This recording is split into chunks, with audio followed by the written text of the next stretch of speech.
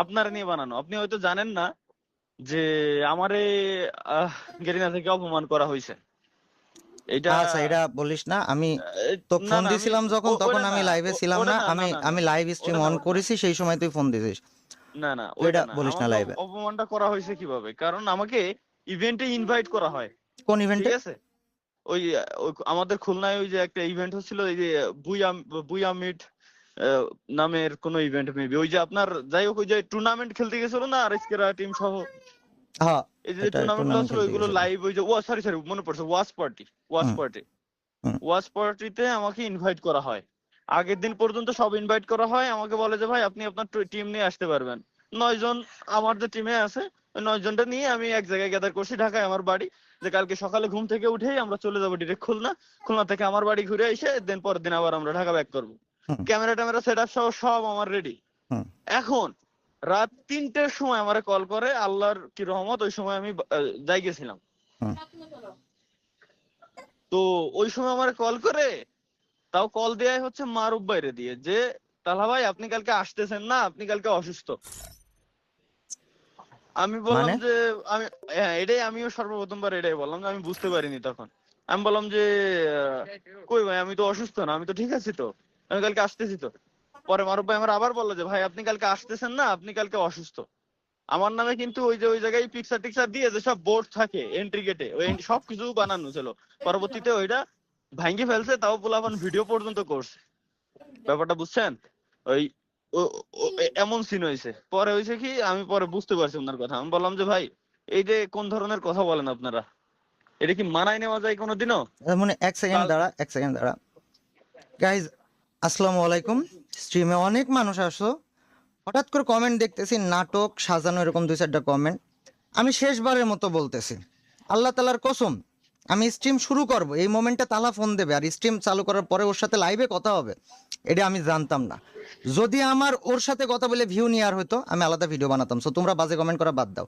আর 2 number কথা হচ্ছে ভাই, তালহার আর আমার মাঝখানে যত যা কিছু হয়েছে, খোদার কসম এখন পর্যন্ত এই বিষয়ে দুইজন কোনো কথাই বলেছিলাম না। এটা প্রথমবার যেটা ওর লাইভে ফোন কল হয় কথা বলার পর, এটা প্রথমবার ওর সাথে আমার কলে এইভাবে কথা হচ্ছে। সুতরাং ভুলভাল কমেন্ট করার আগে ভাই, আল্লাহর রস্তে দোহাই লাগে ভাই, একটু ভাবো।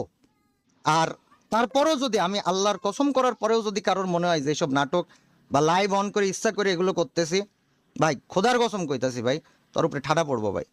তাহলে এবার কতই, আপনি স্ট্রিমে আমি লাইভ শুনেন অন আমি বলি, করেছি যাই হোক তারপরে ফোন আমি দিছে। আমি এগুলো আমি বলতে চাইছিলাম না, বাট ভাই তুই আপনি বল, তুই বল, তারপরে, অসুবিধা নাই, তুই বল। না না না এটা অসুবিধা ভাই, এটা আমি আমার আবার আমার তো কিসের অসুবিধা বুনি? তুই যা মানে তোর সাথে আমার যা না কিছু না না হয়েছে, আমার গেরিনার সাথে এখন আমার আর কোনো কোনো অসুবিধা শত্রুতা আছে? নাই। না না আমি বলি আপনার, এই যে দেখেন এইটাই, গেরিনার সাথে আমার কিন্তু পার্সোনালি কোনো শত্রুতা নাই। অবশ্যই। ওরা জাস্ট আমারে ওই অপমানটা করলো, জাস্ট এইটুকুই, আমি আমার মতো করে আমি ভুলে গেছি। দেন জাস্ট হচ্ছে স্বপ্ন একটা কমেন্ট দিছিল, কারণ আমার থেকে বেশি খারাপ ওদের লাগছে, ওদের গায়ে লেগে গেছে জিনিসটা, যে ভাই ওদের আমি ছাড়বো না কিন্তু ভাই।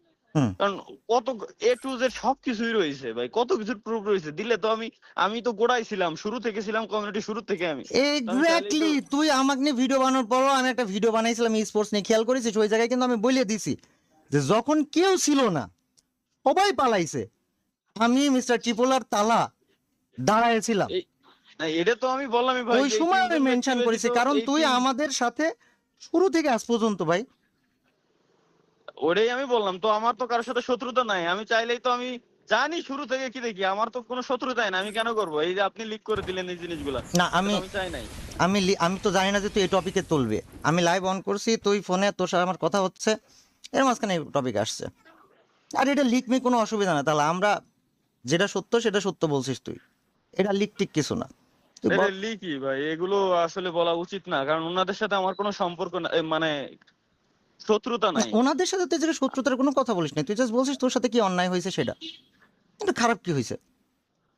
যেটাই হোক যাই হোক, তো ওইসব টপিক বাদ, এখন মেইন পয়েন্ট হচ্ছে আপনার ওই যে ভিডিওতে যেগুলো বলছিলাম, ভিডিওটা পাবলিক ভাবছিল যে প্রত্যেকটা জিনিস আপনাকে নিয়ে বলা, কারণ ওইখানে প্রত্যেকটা জিনিস শুধুমাত্র আপনাকে নিয়ে বলা ছিল না। কারণ আপনি যেটা করছিলেন, যে কাজটা করছিলেন, ওইখানে আমার খুবই খারাপ লাগছিল। মানে তো তুই তো আমার কারণ আমি সিচুয়েশনটা, আজ আমি পর্যন্ত, তোকে মেসেজ টেসেজ দিয়ে আমি তোকে জানাই রাখছি, জানাইতাম না? আমি তোরে বলি নাই যে তালা এরকম আমার আর্থিক ভাবে এই অবস্থা? দেখ আমার আইডির বিষয়ে আমি তোর সাথে কথা বলছিলাম, মনে নাই আর্থিক তোর? ভাবে আর্থিক ভাবেটা ওইটা আপনি আমার জাস্ট হচ্ছে জানান নাই। আপনি বলছিলেন যে ভাই আমার মনের ভিতরে কি চলতেছে এটা তোরে বুঝাইতে না পারবো তুই না, এদিক সেদিক মেসেঞ্জারে দিয়ে যা, আমি তুই বলছি। মেসেঞ্জারে যা, না মেসেঞ্জারে যা, দেখ আমি তোরে ভাই, আমি মেসেজ দিছিলাম। মেসেঞ্জার ইউজই করি না, মেসেঞ্জার অনলি আমার পিসিতে ভাই, আমার মেসেঞ্জারই নাই। দেখ লাস্ট আপনি আমি তোরে মেসেজ দিছিলাম যে, সৌদি আরব। এক সেকেন্ড, আমি তোরে মেসেজ দিছিলাম কি উম, কি রে এই জায়গায় নাই, তোরে কি কলে বলছিলাম, মানে আমি তোরে জানাইছিলাম যে মনে আমার আর্থিক ভাবে এরকম অবস্থা। যাক এখন ভাই কি হয়েছে না হয়েছে ওই জন্য আমি তো ফোন দিইনি, বা আমি আমি তো আবার ওই বললাম যে ভাই তুই আমি এখন ভুলে আরেকটা গেছি।